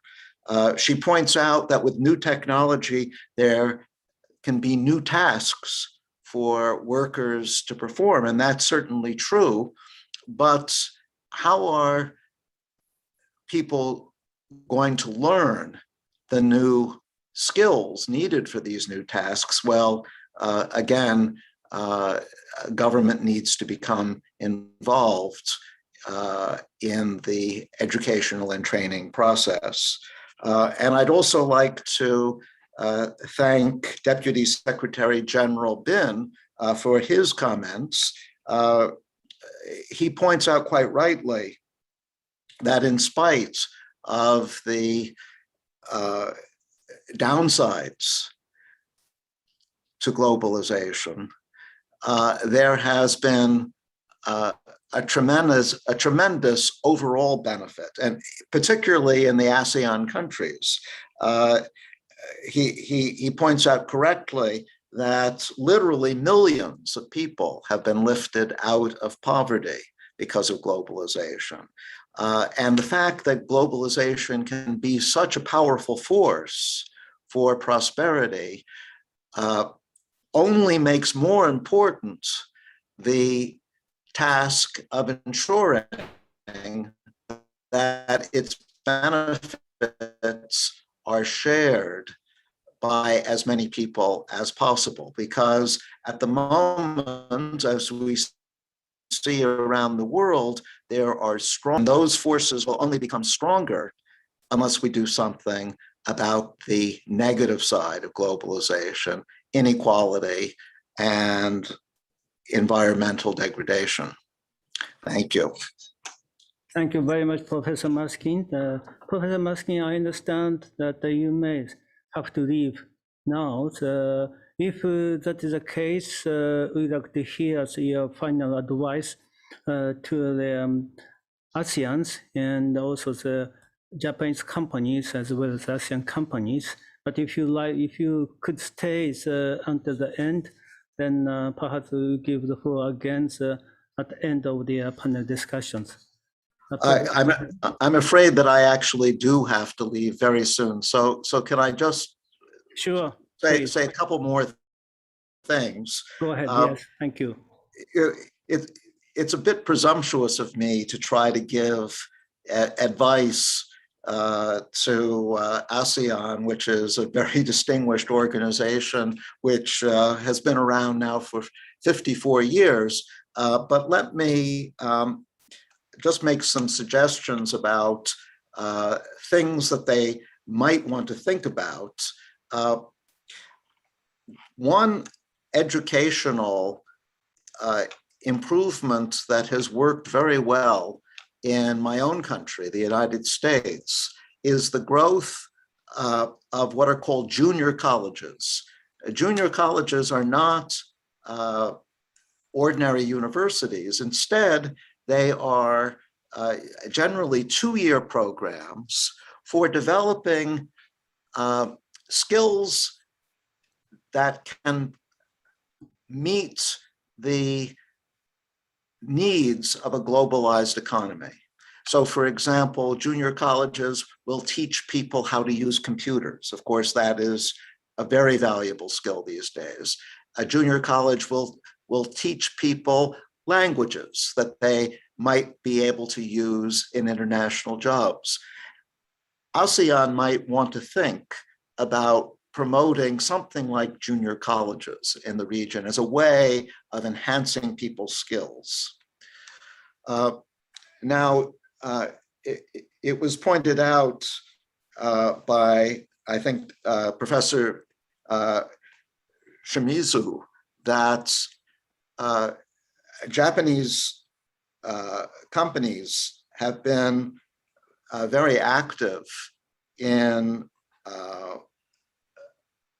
promoting education and skill training, and that is a very good thing. But as I was arguing in my presentation, companies may not have sufficient incentive always to do as much training and as much educating as we would like, because as I was saying, if a company trains an unskilled worker, it may not be able to hold on to that worker, in which case its investment in the worker is lost. And so it will be an important role for governments, the Japanese government or ASEAN, in collaboration with Japan, to give incentives to companies to continue and perhaps expand their training of unskilled workers. And then the final suggestion I'd like to make, and this is borrowing from the experience of some Latin American countries like Brazil. You might want to consider in the ASEAN region the use of cash transfers to poor families on a conditional basis. One problem with educating the children from poor families, particularly children who perhaps live in an agricultural setting, is that their parents are very reluctant to see these children go to school because the children are needed in the agricultural work. And so as a result, these children may not get training, and then they're stuck in the same vicious circle of poverty that their parents are. One way around this trap is for government to step in and give transfers, cash transfers to poor families on condition that those families send their children to school for at least a certain number of years. This has worked quite well in Latin America, in Brazil in particular, and it's something that ASEAN countries might want to consider as well. And with those comments, I'm afraid I am going to have to leave you, but I am very grateful for this opportunity to participate in the ASEAN anniversary. ASEAN is an organization that I have admired for many years now. Great success in the future, particularly in its collaboration with Japan. Thank you. Thank you very much, Professor Maskin. Then we have a bit thank yous, and we say goodbyes to you. Goodbye. Thank you.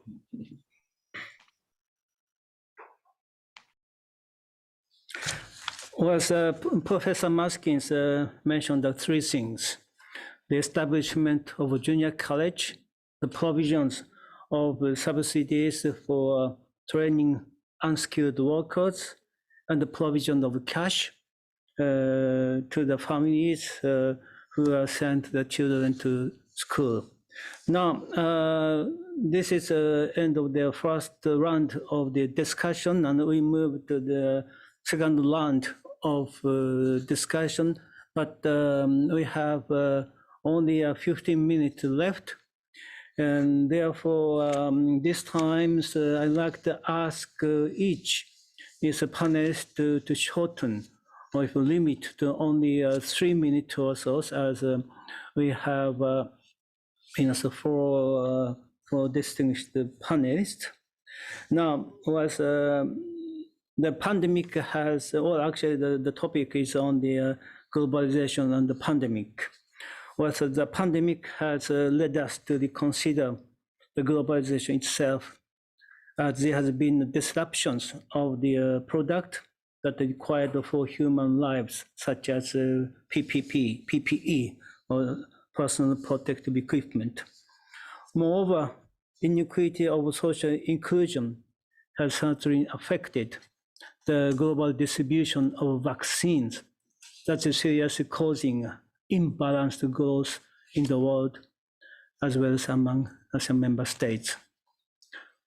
What recent globalization taught us is that inequality is not only a cross-country problems, but also in-country problem. Then what we want to know is what do we do under the new normal? The pandemic may re-engineer the functionalities of globalization in the way that the economic security has assumed a more important position than economic benefit.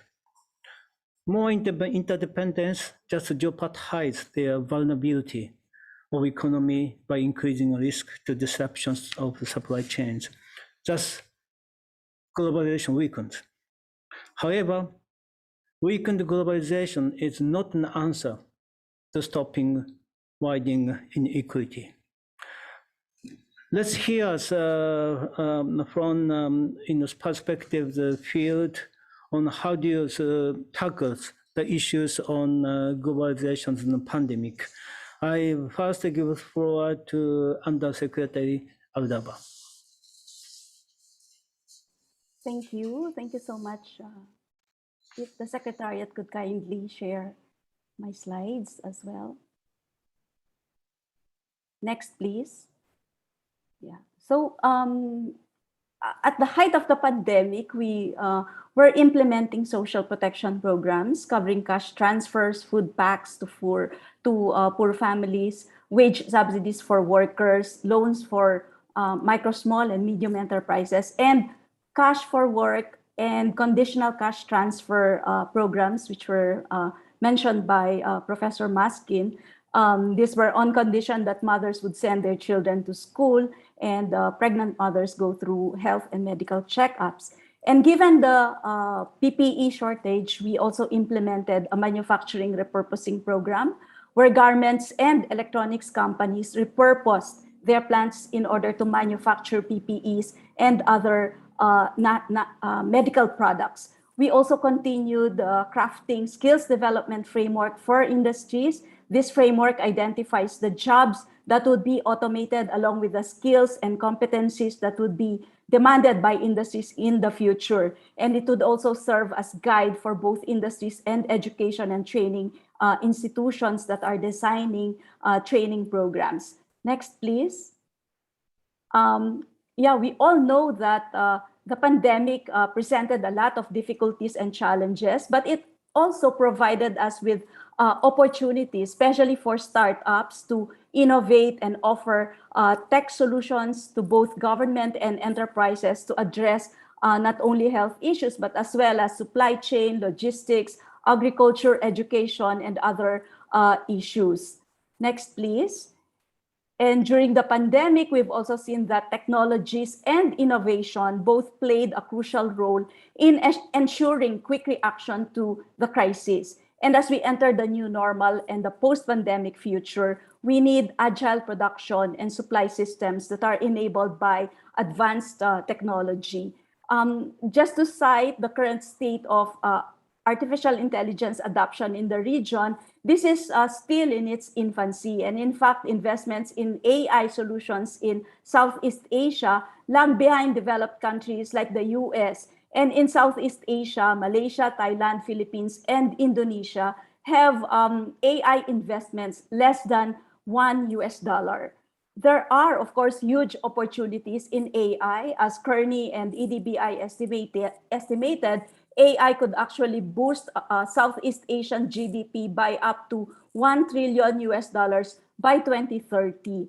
And again, I'd like to emphasize that countries need to implement the right industrial and regulatory policies in order to manage inequality and digital divide by focusing on training and reskilling, upskilling the workforce, promoting data literacy and data literacy for all, enabling environment, competition, investment in hard and soft infrastructure, and the promotion of inclusive technologies, particularly those that are labor augmenting and productivity enhancing, and ensuring that the regulatory and governance framework is in place. And it's also, of course, very important for regional cooperation to put people at the center of regional Industry 4.0 plans, transformation plans, and ensure shared prosperity for all from the productivity gains that would arise from the adoption of these new technologies. Thank you. Thank you very much. Now, immediately, I'd like to move to the Professor Takamura, please. ありがとうございます、藤田先生。スライドの方を使ってお話をしようと思います。失礼しました。このパンデミックの中で、我々自身がその人間の健康、そしてそれが地球の健全性と結びついていると、プラネタリーヘルスなどと呼ばれますけれども、そうした認識が広がっていると思います。改めてその我々がより持続可能で内発的な発展というのをどういうふうに実現できるのか。グローバリゼーションは一つの方法、あるいはその背景でありますけれども、しかしながらそれ自身が目的ではないというふうに考えます。例えば我々化石燃料を多く使ってこれまで経済を作ってまいりましたけれども、エネルギー一つをとっても先ほどお見せをしたように、グリーンな経済にクリーンなエネルギーへの転換というのが大気汚染、我々の健康の促進、そして例えば東南アジア諸国に関して言うと貿易の収支の改善にもつながっていくという見通しを示しているものです。こうした観点から改めて今の我々の社会の在り方を考えていくということが必要かと思います。2つ目の点は先ほどお話をしました大きな社会の変化が起きている、トランスフォーメーションが起きている、しかもそれはすでに市場で起きているということであります。先ほどのエネルギーを一つに取れば、これは世界のエネルギーの電源構成でありますけれども、発電量の構成ですが、ここ40年、50年、再生可能エネルギーが全体の2割を占めてきたものが、2010年を超える頃から大きく電力市場での再生可能エネルギーへの転換が進んでいます。これは発電コストの低下によるものですけれども、東南アジア諸国も非常に大きくそのコストが下がり、現在では最も安い新設の発電所は再生可能エネルギー、多くの ASEAN 諸国で再生可能エネルギーになっています。これは大きな市場の転換、資金のフローの変化というものを生んでいる。こうした市場の変化がすでに起きているということです。その意味で先ほど前半にお話をいたしました企業の皆さんには、こうした日本も ASEAN もですね、企業の皆さんにはこうした変化をしっかり見ながら、将来社会が目指している社会の在り方というものを共有し、そしてその変化にプロアクティブに対応する戦略と対応を考えていくということが必要ではないかと思います。今日は気候変動エネルギーの話を中心にお話ししましたが、これは循環経済、サーキュラーエコノミーですとか、自然保護の分野にもこうした動きが見られます。日本は東南アジア諸国に多くのサプライチェーンを持っておりますけれども、こうしたグリーンな社会への移行、脱炭素社会への移行の支援というのは、そうしたサプライチェーンの、グローバルなサプライチェーンのグリーン化、脱炭素化という意味で日本の企業にとってもプラスになりますし、同時にそれは ASEAN 諸国の皆さんと企業の競争力の強化にもつながってくるというふうに思います。以上です。Thank you very much. Professor Shimizu, you have floor. 藤田総長、どうもありがとうございます。それでは私も画面共有から始めたいと思います。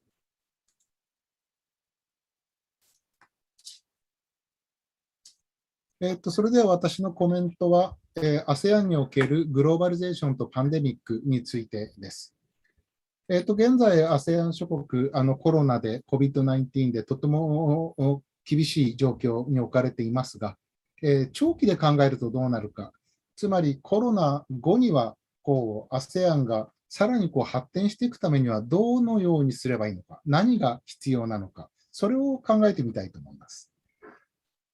コロナ後にですね、考えると、これまでと同じ面と、それから異なる面、変わる面があると思います。例えばですね、同じ面はある。例えば製造業、自動車や製造業においては、国際的な生鮮ネットワークの形成、国際分業の支援等々というもの、これはとてもやはり重要であり続けると考えています。ASEAN の経済統合、AEC もそのような、生産ネットワークをさらに支援するべきであると考えています。しかしながら、コロナ後にはですね、いくつかの面は変化する、新たに変化する、構造変化すると考えています。第一にはデジタル化がさらに進むでしょう。そして ASEAN を見ると、ASEAN はいろんなことをやっておりますが、そして例えば、EC、電子商取引にも、協力しています。例えば、電子商取引協定をサイン、署名したりしています。しかしながら、さらに今後、デジタル化への対応というものは、どうしてもしなければならなくなるでしょう。第2に、このグリーンエコノミーと、それから SDGs というものが、ASEAN においてさらに必要になるでしょう。要求されるでしょう。現在の気候変動に対応して、さらに必要になるでしょう。でそうすると、ASEAN は経済統合に関しても、SDGs に対応した形での、政策がさらに必要になると考えています。そのようなことを考えると、日本はASEAN における SDGs に、大きな貢献をこれまでもしてきていますが、これからも大きな貢献をすることができると、考えています。例えば環境技術、日本は多くの環境技術を持っています。そしてその中でも例えばですが、省エネ技術、あるいはですね、ゴミ処理技術というものも多くの優れた技術を持っています。これは特に ASEAN 諸国に貢献できるでしょ例えば私の住んでいる福岡は実はこのゴミ処理技術では非常に世界的に優れた技術を持っていて、SDGs に貢献していると、ワールドバンクの方にも言われているところです。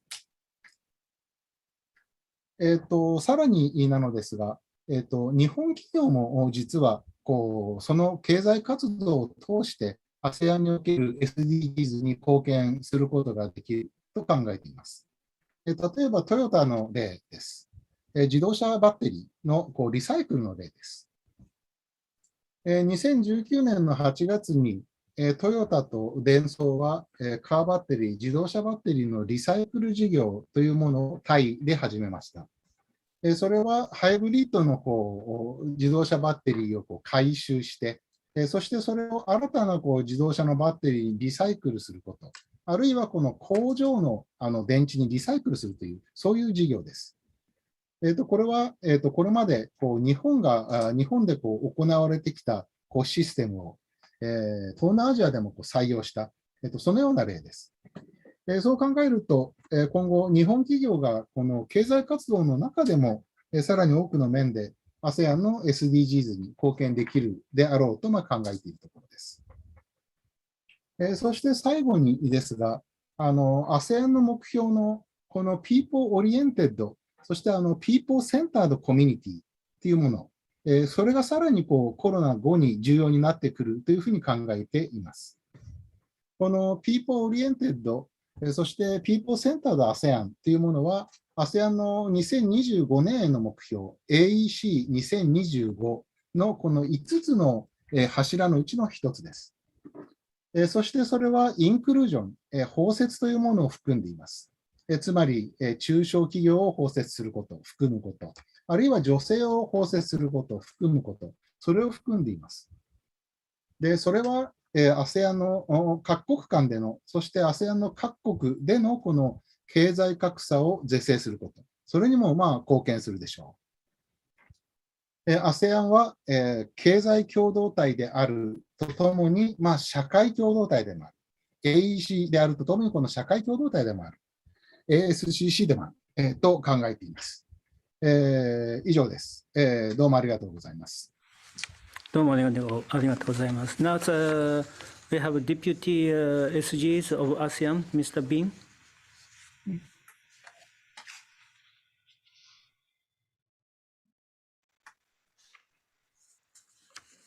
Now, the floor goes to Deputy SGs, Ambassador Bean. Thank you, Fujita-san. I fully share the comments and recommendations presented by Professor Shimizu just now. And I think in the post-COVID world, of course, we are on the way, hopefully on the way out of the wood. There are a lot we need to do for ASEAN, of course. One is, I think, together with the comprehensive recovery framework that Dato Lim Chok Hoi mentioned earlier in the 5 broad areas of health, human security, economic integration, digital transformation, and sustainability. I think member states continue to give fiscal and monetary stimulus that are necessary to reinforce the recovery. At the same time, I believe that support must be given to vulnerable groups, including the informal workers, women, and youth. This is very important to minimize the gap that has been somehow amplified by the pandemic. This is also very important to develop and put into practice, policies for inclusive and sustainable development, as we all mentioned. The number 2 is perhaps digitalization. I think that we have seen how digitalization has helped the economies afloat somehow in several sectors. So we need to focus more on development of e-commerce, e-payment, learning, and also improving the infrastructure, which is the connectivity that is very instrumental in for the for digitalization to succeed. And of course, all this we would have to give priorities and or focus to women, the informal sector and MSMEs, as we have been all talking about inclusive, how inclusive it should be in the post-COVID world. At the same time, I think it's as we continue to strengthen or work on optimizing the potential of ASEAN, intra-ASEAN trade and investment and integration. I think at the same time, we will continue to work with all partners to implement the market commitments under various FTAs, as well as the RCEP agreement once that enters into force, expected hopefully by the end of the year. So that's how we see, as for ASEAN. On ASEAN-Japan, I think there are a lot of initiatives that we can take on board or continue the implementation through the ASEAN-Japan Comprehensive Economic Partnership Agreement and the Strategic Economic Cooperation Roadmap. But I would like to emphasize two things. One is that we need to give incentive or encourage Japanese businesses to expand and their presence in the ASEAN region for their own business operation, but at the same time would help strengthen Japan's supply chains connectivity. And comes with that, I still believe that it's very important for ASEAN and Japan to advance the implementation of the ASEAN, the Master Plan on ASEAN Connectivity 2025, in conjunction or creating greater synergies between the MPAC 2025 of ASEAN and the other initiatives under Japan's, initiated by Japan. For example, the Japan's expanded partnership for quality infrastructure, and to implement the ASEAN-Japan Summit statement on connectivity in 2019. Likewise, it's also very important to focus on sub-regional development in the Mekong. I think that's also very important. So talking about connectivity, I think there's another aspect that I would like to bring up, which is the ASEAN-Japan Air Services Agreement, which is very important. We talk about connectivity, we talk about maritime, we talk about land, but then the missing link is the Air Services Agreement. I think which is very important that we would have to look at that in the years to come. So two things. I believe that Fujita-san put to me informally the question of how we see the changing demographic change between Japan and ASEAN. I think actually we are experiencing aging population in ASEAN as well. So what I think we can learn from each other, learn from Japan, how we can take advantage of or bring in medical or life sciences and technologies to help improve the lives of the elderly, for example. How we can work together to increase the human the training for caregivers, both in Japan and the ASEAN countries through some exchange programs, for example, so that we can we learn and help one another in the aging society. And one other area I think is also very important, that is about technical training. We've seen the the growth of SMEs in the ASEAN region. Many of those, I believe, have successfully completed their training in Japan through various training programs.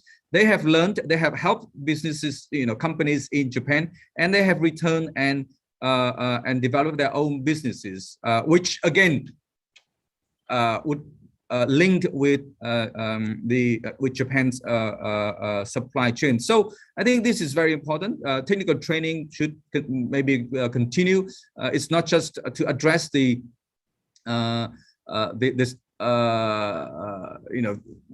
quote unquote labor shortage in certain areas in Japan, but more importantly, that would help those people when they return to develop the economies of the ASEAN countries. So I would like to end my comments there. Thank you.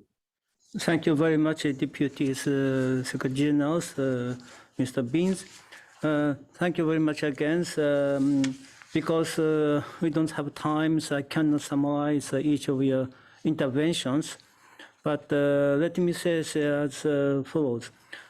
The pandemic is not a usual business cycle incident, but it reveals structural weaknesses and the shortcomings in the globalized economy and the incapacity to prevent business behaviors excessively focused on the search for short-term goals of profitability. It might also reflect changes in the balance of economic power between the rich and the poor, between the haves and the have-not, the position of which is only strengthening and posing a threat to achieving SDGs.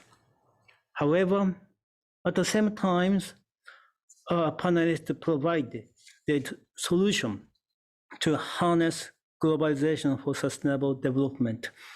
They include, among others, educations, technologies, and innovations.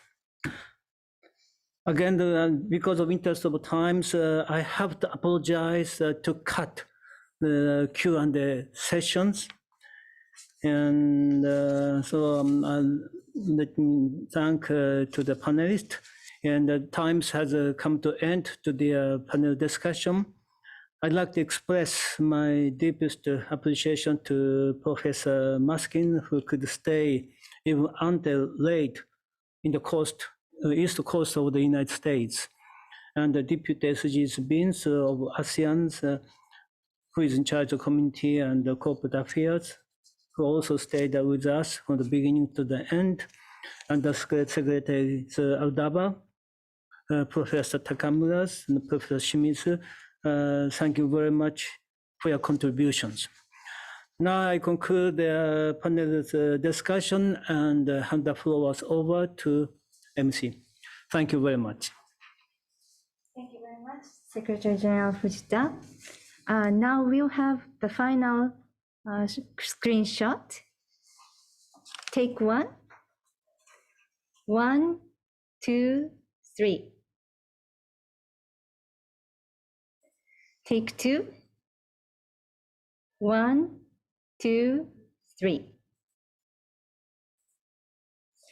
Upon closing the symposium, on behalf of AJC, I'd like to extend our deepest appreciation for the support and cooperation received from all officers and members of the co-organizers and supporters of the symposium, namely ASEAN Secretariat, the Embassy of Singapore in Japan, MOFA Japan, METI Japan, Harvard University, the Science Council of Japan, and the International Peace Foundation, who greatly helped us to make this symposium come true.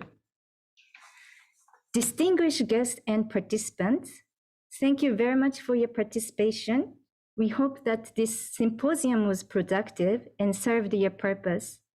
Please fill out the survey upon exiting the link or when it will be circulated your email address.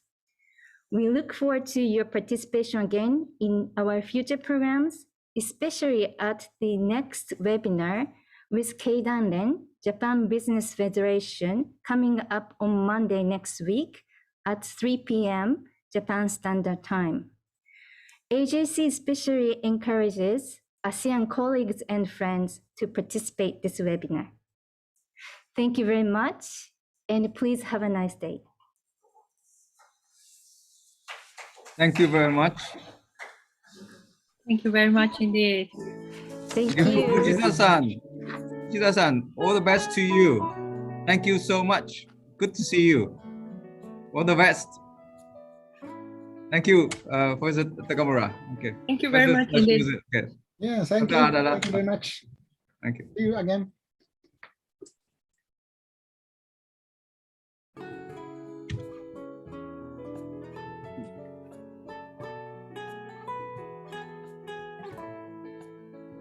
Thank you, Penny. Thank you. Good.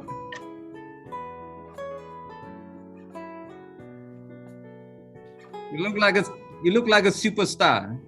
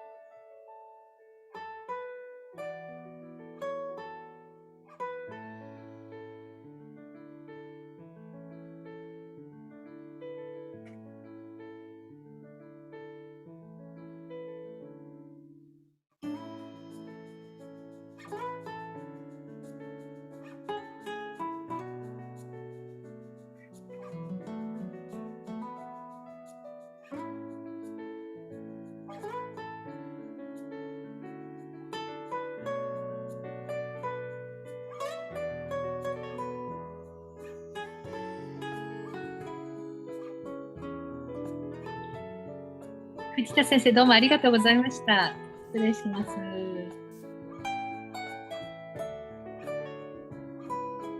清水先生もどうもありがとうございました。こちらこそどうもありがとうございました。お世話になりました。ありがとうございます。藤田総長、本当にいろいろありがとうございました。いいえ、こちらこそ。はい、ありがとうございます。高村先生、ありがとうございます。ありがとうございます。失礼いたします。はい。それじゃあ失礼します。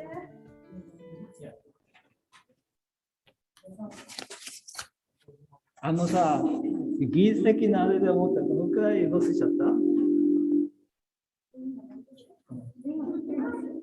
来てます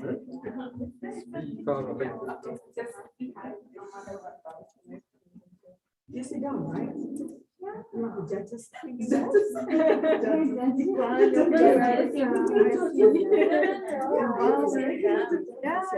Yeah.